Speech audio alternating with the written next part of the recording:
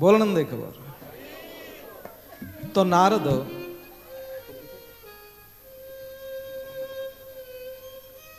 प्रभुंकर नाम नहीं जगत परिभ्रमण उद्देश्य रे बाहरी पड़िले।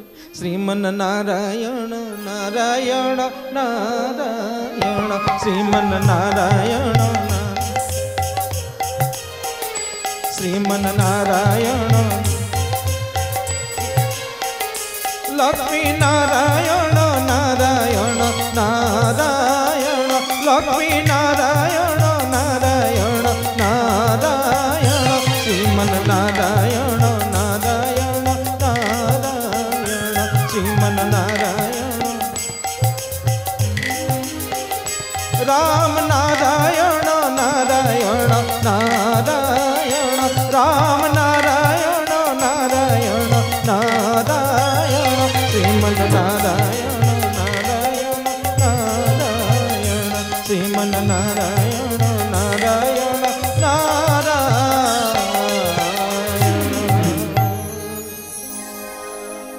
तो जगत परिभ्रमण करू करू नारद जाइकरी हिमालय रे पहुंची गले। आउ जेते बेले हिमालय सुंदर से सुरम्य स्थान रे जाइकरी पहुंची गले ये सुंदर सृष्टिटीए देखी सृष्टिकर्ता कथा मने पड़ी गला। अच्छा ये स्वाभाविक सृष्टिटीए देखी सृष्टिकर्ता कथा मने पड़ा स्वाभाविक केमिति कहारी जदि 3 महला बिल्डिंग देखीदेले कौन भाविबे आपण ये घरर मालिक किए कहारी घर ये मने पड़े कि नहीं। आउ कहारी जदि सुंदर फैक्ट्री देखीदेले कौन भाविबे फैक्ट्री रो मालिक किए। अरे भक्त ठीक से भली ये सुंदर सृष्टिटीए देखी सृष्टिकर्ता कथा मने पकेबा स्वाभाविक। तो सृष्टिकर्ता कथा स्मरण करू करू नारदंकर समाधि लगिगला समाधिस्थ हो गले नारद। अच्छा ये गोटे कथा ध्यान देवे से दिन दक्ष अभिशाप देते ये नारद कौन सी जगार मुहूर्तक समय ठारू अधिक रही पार कहीं ना जिते दक्षकर समस्त पुत्र को नारद बाबा जीवन देते दक्ष क्रोधित नारद को अभिशाप देते। अच्छा किंतु आज ये समाधि लगिगला नारदंकर तो कहबार कथा है जे जोठी भगवानंकर भजन कीर्तन हो जाए तो सेठी काहारी अभिशाप भी काम करे नहीं।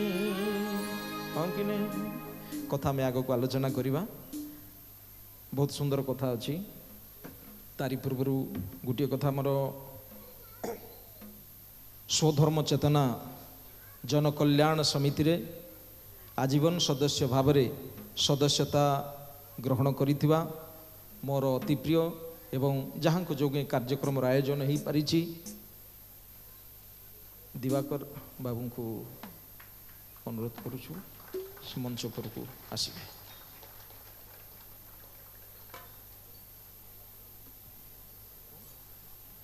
भूल कहली प्रभाकर बाबू बोलन देखबार बोलन देखबार बेले बेले एमती भूल हो जाए टी अन्य मनस्क हो गले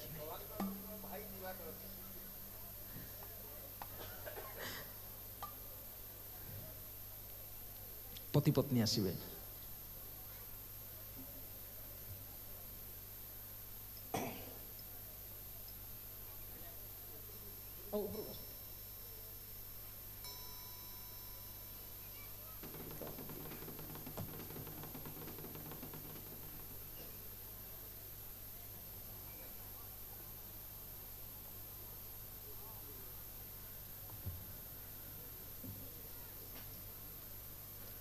टिके करताली हो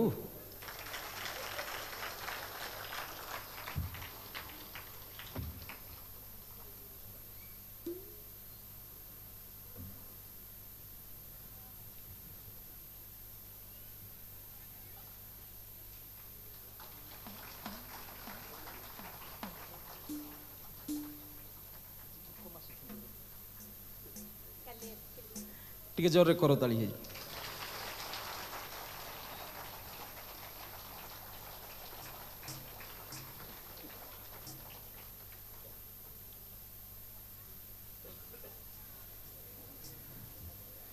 बोलन देखबार बोलन देखबार ए कार्यक्रम आयोजन पाई ଯେତେବେଳେ ଆମେ ଆସିଥାଉ ସାମ୍ନାରେ ମାତା ସମଲେଶ୍ୱରୀ ମନ୍ଦିର ପ୍ରାଙ୍ଗଣରେ ବସିକିରି ଆଲୋଚନା ହିଁ ଥାଏ କଥା। ତ ସେହି ସମୟରେ ଆମର କଣ୍ଟାବାଞ୍ଜିରେ ପ୍ରୋଗ୍ରାମ୍ ଚାଲୁଥାଏ। କଣ୍ଟାବାଞ୍ଜିର ଯିଏ ଆୟୋଜକ ଥିଲେ ବେଦବ୍ୟାସ, ସେ କହିଲେ ମୋର ପାଟନାଗଡ଼ରେ ସମ୍ପର୍କ ଅଛି। ତ ସେ ତାଙ୍କର ସମ୍ପର୍କ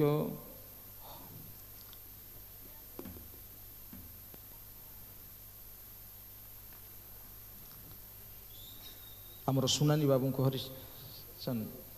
ସୁନାନୀ ବାବୁଙ୍କୁ ସେ ଫୋନ୍ କଲେ। ଆଉ ସାଙ୍ଗେ ସାଙ୍ଗେ ଆମର ବଜରଙ୍ଗ ଦଳ ଭାଇମାନେ ସବୁ ଜମା ହେଇଗଲେ, କଥାବାର୍ତ୍ତା ହେଲେ। ଆଉ ସେ ବି ଆଜି ଆମର ଏ ସ୍ୱଧର୍ମ ଚେତନା ଜନକଲ୍ୟାଣ ସମିତିରେ ଆଜୀବନ ସଦସ୍ୟ ଭାବରେ ସଦସ୍ୟତା ଗ୍ରହଣ କରିଛନ୍ତି। ମୁଁ ନିବେଦନ କରୁଛି ସେ ମଞ୍ଚ ଉପରକୁ ଆସିବେ।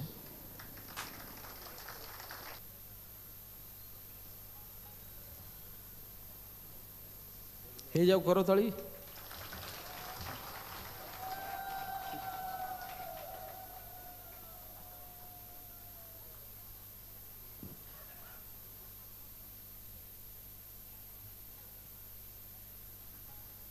ଆଉ ଟିକେ ଜୋରରେ ହଉ।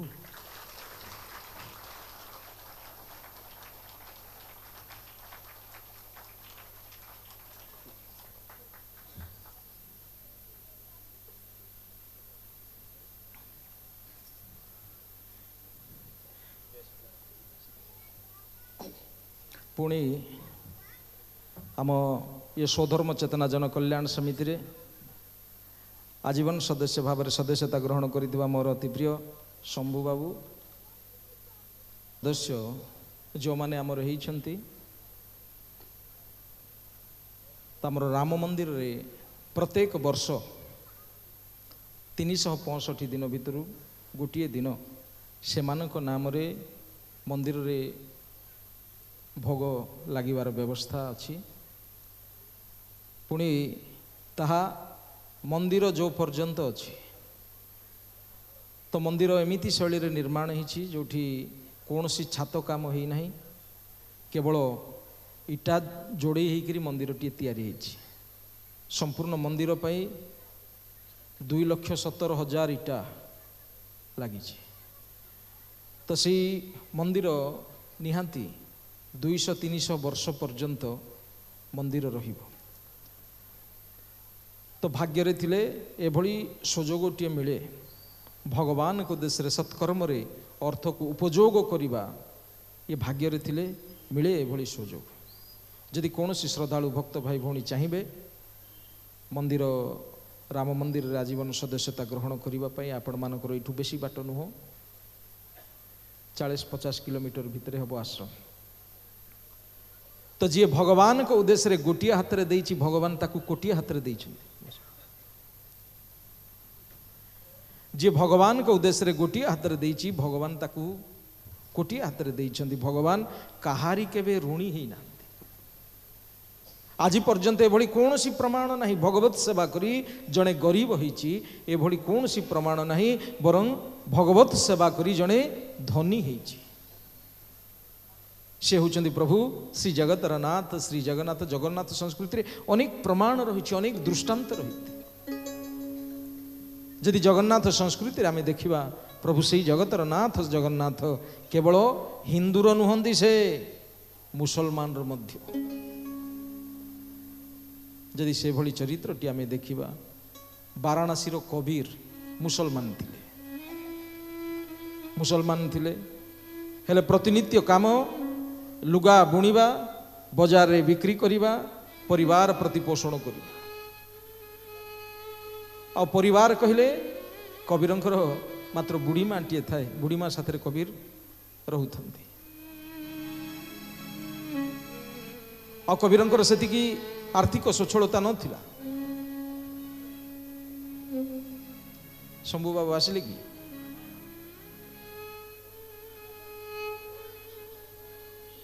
ମାଙ୍କ ସାଥିରେ ଆସୁ।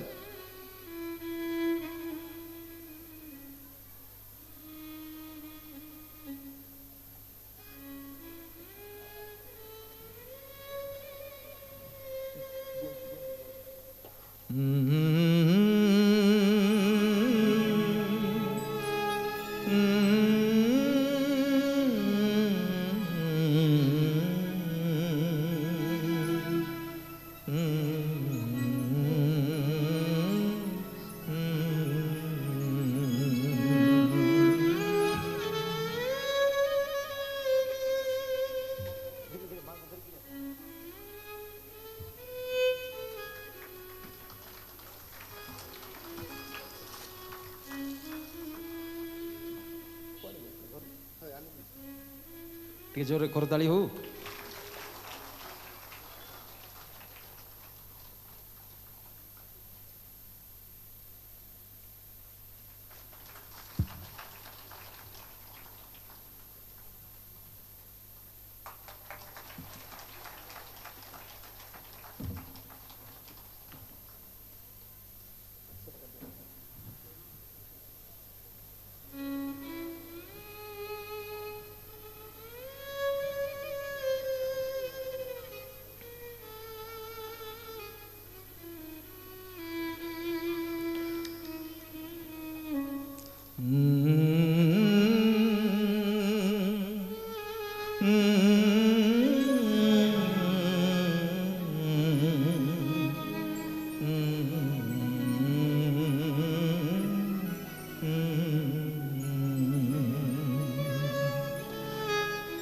श्री कृष्ण गोविंद हरे मुरारी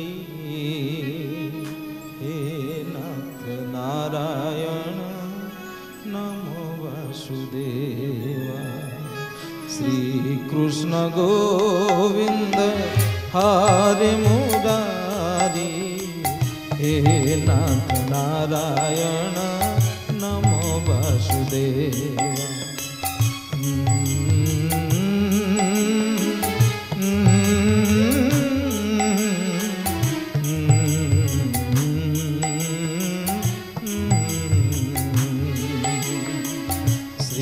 कृष्ण गोविंद हरे मुरारी हे नाथ नारायण नमो वासुदेवा। श्री कृष्ण गोविंद हरे मुरारी हे नाथ नारायण नमो वासुदेवा। श्री कृष्ण गोविंद हरे मुरारी हे नाथ नारायण नमो वासुदेवा। श्री कृष्ण गोविंद हरे मुरारी हे नाथ नारायण नमो वासुदेवा।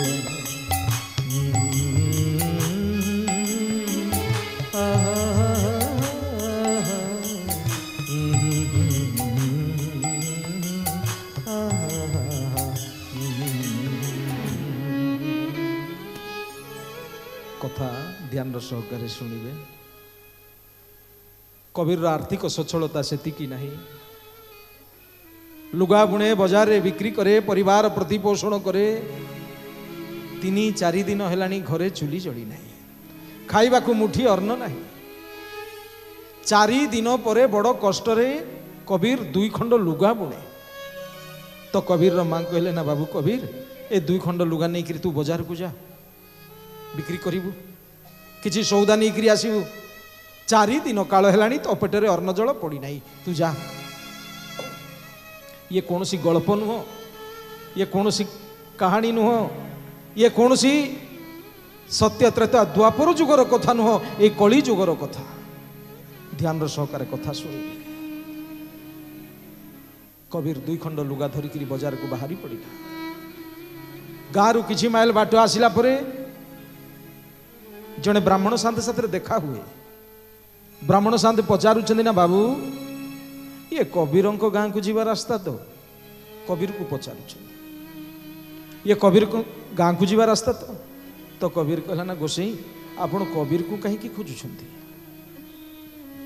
ब्राह्मण साथ कहले ना बाबू मु शुणी कबीर बहुत सुंदर लुगा बुणी पारे मु शुणी कबीर भारी दयालु मध्य हेले मु निहाती गरीब ब्राह्मणटीए जे खंडे लुगा भी किणी पारु नहीं तो से मते सातसिया लुगा पिंधिबा को पड़ुछि भाभी कबीर पाखक जीवी भल खंडे लुगाटीए मागिक नहीं आसबि तो कबीर कहला ना गोसाई खंडे लुगा पाई आप कबीर पाखक जीवा दरकार नहीं मु होउछि सेई कबीर नहीं जानतो आपण खंडे लुगा ब्राह्मण शांति पुराणा लुगा को बाहर कले नुआ लुगा को पिंधि पकेले नुआ लुगा को पिंधि पकेले तो कबीर कहूँ ना गोसाई एथर मते आपण जीवा को दियंतु मते बाजार को जीवार अछि तो ब्राह्मण शांति कहले ना बाबू कबीर मु सामवेदी ब्राह्मण को हेले ब्राह्मण जा हाथ दान ग्रहण करे तार कल्याण हेबा उचित किंतु दातार तो सेते बेले कल्याण हुए जेते बेले दान पर दक्षिणा दिए तमे तो मते दक्षिणा देई ना केवल दान टिए करिच मु तुम दान ग्रहण करी केमिति तो कबीर कहला ना गोसाई मो पाखरे तो काणी कोड़ी टे नाही मु दक्षिणा कोन देबी ब्राह्मण शांति कहले ना बाबू कबीर तमे जदि मते दक्षिणा न दियो ताहले तुम दान मु फेरई देबी कबीर अस्त व्यस्त ही पड़ले ताक पाखरे किछि नाही मात्र खंडिए लुगाटिए धरिछि ब्राह्मण शांति पचार देले ना बाबू हाथ रे कोन धरिछ कबीर हाथ रे कोन अछि कबीर कह देला ना गोसाई खंडिए लुगा बास एक खंडिए लुगा भी तमे मते दक्षिणा बाबदर देई पारंत कबीर संगे संगे निर्विचार पुणी कबीर खंडिए लुगाटिए देई देले ब्राह्मण शांति गोटिए पिंधिले गोटिए खांदरे पकेले बड़ आनंद मन रे चली आसिले हेले आ कबीर बाजार को जीव कोन ता पाखरे तो मात्र 2 खंड लुगा थिला गोटिए गछ मूल रे बसी पड़िला कबीर भाबुची आज भी मो मां को ठारू मते गाली सुनिबा को हबो आज भी मो मां को ठारू मते गाली सुनिबा को हबो संज हेबा को बसिलानी तेणे कबीर रमा चुली जलिकरी पानी टकर मकर होकरी फुटुची कबीर रमा भावुचंद रे जाए कबीर फेरला नहीं संज हेलानी तो ठीक यही समय रे जड़े कला होकरी लोकटी भार बोहिकी पहुंची कबीर घर अगणा रे दांड रे ठिया होकरी डाकुची ना माँ ये कबीर भाई घर तो कबीर भाई घर कबीर रमा दांड को दौड़ी आसिले कहले हाँ बाबू ये कबीर घर हेले कौन है ना कबीर भाई बाजार रे देखाला बाजार रे देखाला से सब सौदा पठेइछंदी आपण गोटे काम करंतु याकू गणी गणी करी भीतर को नहीं जान घर सारा जिनिस पत्र भर्ती हेगला गोटिए बखरा घर बसिबा को टिके जगह नहीं आहा मो ठाकुरे नेला बेले गोटिए हाथ रे नियंती आउ देला बेले कोटिए हाथ रे फेरई दियंती भागवत महापुराण कथा जानती दशम स्कंद रे मालुणीर चरित्र बड़ दिव्य ये मालुणी जो दिन ठारू कृष्ण जन्म नेले सेई दिन ठारू कृष्णंकर दर्शन पाई फल बिकिबा बहाना रे जाउची फल बिकिबा बहाना रे जाउची 3 वर्ष काल बीती गला आज भी सबुदिन परी मालुणी जाइची फल मेलिकी बसीची आउ कहूँ ना प्रभु आउ केते दिन अपेक्षा करी आउ केते दिन प्रतीक्षा करी हेले प्रभु मो सर्वांग शरीर निस्तेज हो जाउची प्रभु मते श्वास रुद्ध होला भली अनुभव होउची मु कोन आउ बेसी दिन बंची पारिबी तमे कौन सतरे मते दर्शन दब नहीं प्रभु आज मो प्रभु कृष्ण 3 वर्षर कृष्ण भावुचंद अरे मालुणी सबुदिन आसुची फल बिकिबा बहाना रे मोरी दर्शन पाई जीवा आज जाइकरी दर्शन देवा 3 वर्षर कृष्ण चाली चालिकरी आसुचंती मालुणी दूर रु चाहिदेला हा प्रभु ठुमुकु चाली रे आसुचंती मालुणी आखिरु आनंदर अश्रु धार धार होकरी बहिगला मालुणी कहूँ ना प्रभु एई चाली एई ठाणी देखिबी बोली तो मु अपेक्षा करी 3 वर्ष केते सुंदर चाली केते सुंदर ठाणी केते कोमनीय केते आकर्षणीय प्रभु कृष्ण आसी जिते पहुँची गले मालुणी को कहते ना मते फल दियो तो मालुणी कहला ना एमती खाली खाली रे देदेवी कृष्ण तुम जाओ मांगो ठारू किछि नहीं करी आसीबो प्रभु फेरी आसिले मालुणी कहूँ ना प्रभु मु आपन केमिति फेरई देली यार अर्थ नुह जे मु किछि न देले देवी नहीं ता नुह प्रभु मु पुणी थरे तमरो सही चाली देखा चाहूँगी प्रभु चली आसिले कृष्ण चली आसिले हाथ मुठा करी चाउल नहीं अच्छा कुनी हाथ 3 वर्षर कृष्ण ए कुनी हाथ रे एमिति चाउल केते रही पारे हाथ मुठा करी नहीं आसिले कहले मालुणी को ना कोठी थोइबी कोठी रखिबी मालुणी खाली थिबा डालाटिए देखई देला ना प्रभु एठी आपण अजाड़ी दियंतु आ जिते कृष्ण फल मागिले मालुणी कहला ना प्रभु ए सब किछि तो आपणकर नहीं जानतु ना। तो कृष्ण गोटे हाथ में फल धरिक दौड़ी दौड़ी पलि आसिले हेले मालुणी किंतु आ फल बिकिला नहीं, फल बिकिला नहीं, फल बांटी देला। आज मोर साधना सफल हो गला, जन्म मोर सफल हो गला, फल बांटी देला। आ जो डाला रे कृष्ण अजाड़ी देइथिले सेई डाला को धरी मालुणी आसुची। गोपपुर सीमांतर जेतेबेले मालुणी आसिक पहुंची जाउची तो देखुची डाला आस्ते आस्ते ओजोनिया ही जाउची। आ जेतेबेले देखुची डाला भितरे हीरा नीड़ा मोती माणिक भर्ती ही जाइची। आहा प्रभु नेला बेले गोटिए हाथ रे नियंती ताउ देला बेले गोटिए हाथ रे फेरई दियंती। घर सारा जिनिस पत्र भर्ती हो गला, बसिबा को टिकिए जगह नहीं। कबीर माँ कहते बाबू घरे आउ टिकिए भी जगह नहीं, रखिबी कोठी। ए लोक जन कहते ना माँ जिनिस पत्र भी एथर सरीगला, एथर आपण मते जीवा को दियंतु। कबीर माँ कहते ना बाबू तमे की कथा कहूच, एते परिश्रम करी भार बोहिकी आसीच किछि न खाइकरी जीव। कबीर शुणिले ता मनरे भारी कष्ट हबो। आस बाबू बारीपटे शिका बाहुंगा थोइकरी तमे बसी पड़ विश्राम नियो, मु सहल सहल किछि खाइबा बनाउछि। ए लोक जनक जीवा को जेते चाहिले भी कबीर माँ किंतु छाड़ीबा को प्रस्तुत नुह। शिका बाहुंगा थोई बारीपटे बारंडारे बसे लोक विश्राम निये। कबीर माँ रोषेई करुछंती। अच्छा रोषेई सिना करुछंती सत किंतु मन अछि लोकंक पाखरे ना, कारण देखिबाकू सिना कला किंतु एते चिकण एते सुंदर एते आकर्षणीय रोषेई करुछंती। पुणी दौड़ी जाउछंती कबीर माँ तारी पाखक जाइकरी कहउछंती ना बाबू तम मुहर ही कई पद मीठा मीठा कथा शुणिला परे जीवन रो सबु दुख सबु कष्ट भूली ही जाउची। हेले बाबू धन्य सेई माँ, धन्य सेई माँ जे तुमको स्तन्यपान करैछि, धन्य सेई माँ जे तुमको स्तन्यपान करैछि। हेले बाबू तुम घर कोठी, तुम घर कोठी, तुम ना कौन? ए लोक जनक कहउछंती ना माँ मो ना होछि जगा। आ कालिया कहले मते समस्ते जानती मो घर होछि पुरुषोत्तम क्षेत्र, जाति रे होछि मु गौड़, आ गाई चरैबा होछि हमर काम।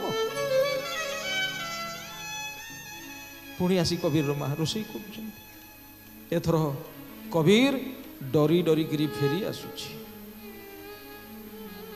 द्वारबंध पाखे माँ ठिया ही कबीर को चाहिए बड़ आनंद मनरे। कबीर आश्चर्य हो गला, हा अरे मु खाली हाथ रे फेरी आसुची तथापि माँ एते खुशी मनरे चाहिए कारण कौन? जेतेबेले द्वारबंध पाखे आसिक पहुंची गला कबीर तो देखुची घर सारा जिनिस पत्र भर्ती हो जाइए। कबीर माँ कहते ना बाबू कबीर आज तोर भल बेपार होना रे बाबू, आज तोर भल बेपार होना। आज पर्यंत एते सौदा तू केबे नहीं करी आसी नथिलु, आज प्रथम थर तू एते सौदा नहीं करी आसीचु, निश्चय तोर भल बेपार होइथिबो। एतिकी सुनिला मात्रे कबीर पाद तळु पृथ्वी खसी गला बळी लागिला। भल बेपार एते सौदा ना माँ तमे कोन कहिबा को चाहुचो? माँ कहउछन अरे कबीर तू बोधे मते ठकीबा को चेष्टा करुछु ना रे बाबू, ठकीबा को चेष्टा करुछु। हेले सेही लोक किंतु मते सबु कहिछि, ता मुहरु किंतु मु सबु सुनिछि। कबीर कहले ना कौ लोक माँ? कबीर माँ कहउछन अरे तू जाहारी को पठेई दिलु? अरे मु कहारी को पठेइछि? मु तो कहारी को पठेई नाही। कबीर माँ कबीर हाथ को धरी पकइले, कहले अरे से पूरा बारीपटे बारंडा रे बसिछि, आस तू ताकू देखिले बळे चिनी जिवु जे, आस। कबीर हाथ धरिक जिते टाणी टाणी माँ बारीपट को नहीं आसे।